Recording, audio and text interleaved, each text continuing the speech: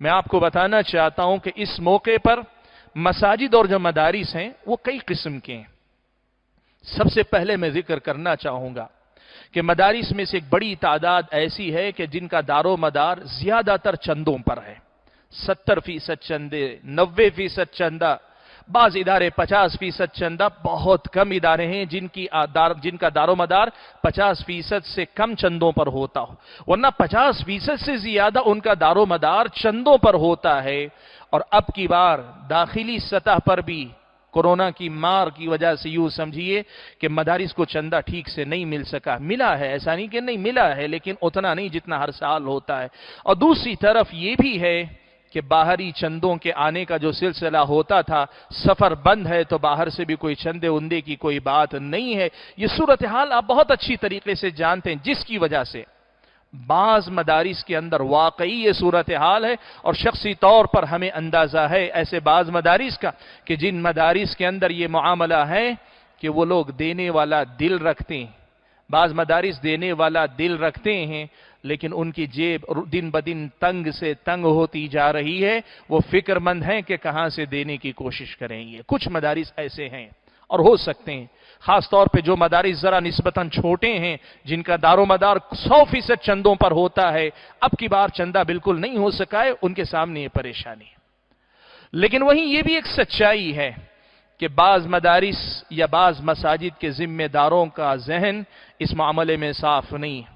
میں کوئی سخت لفظ نہیں استعمال کرنا چاہتا، لیکن اللہ کے لیے اتنا تو میں کہہ سکتا ہوں، اپنے بھائیوں، اپنی بہنوں، اپنے متعلقین کے ساتھ خیر خواہی کا تقاضا ہے، خود ایسے ذمہ داروں کے ساتھ خیر خواہی کا تقاضا ہے کہ یہ ذہن اچھا ذہن نہیں ہے۔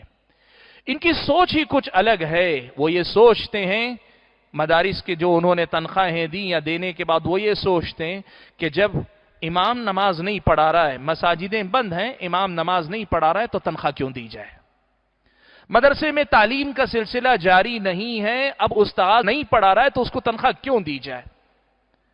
اس حجت اور دلیل کی بنیاد پر کہتے ہیں ہم تنخواہ نہیں دیں گے یا تنخواہ آدھی دیں گے۔ یہ ساری باتیں یاد رکھیں، یہ بات شرعی لحاظ سے آپ کو یہ مسئلہ سب سے پہلے دیکھنا چاہیے۔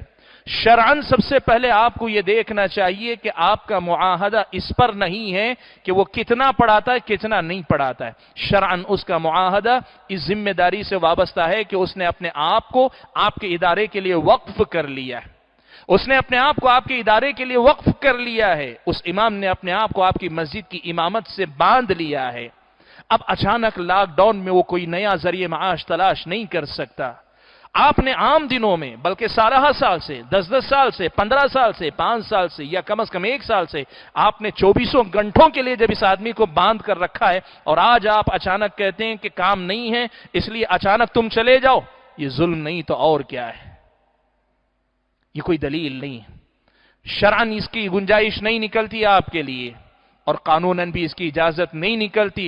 حکومت نے بارہا اس قسم کی ہدایات جاری کی ہیں کہ تنخواہیں نہ روکی جائیں، تنخواہوں میں کٹوتی نہ کی جائے، یہ بات حکومت نے جاری کی۔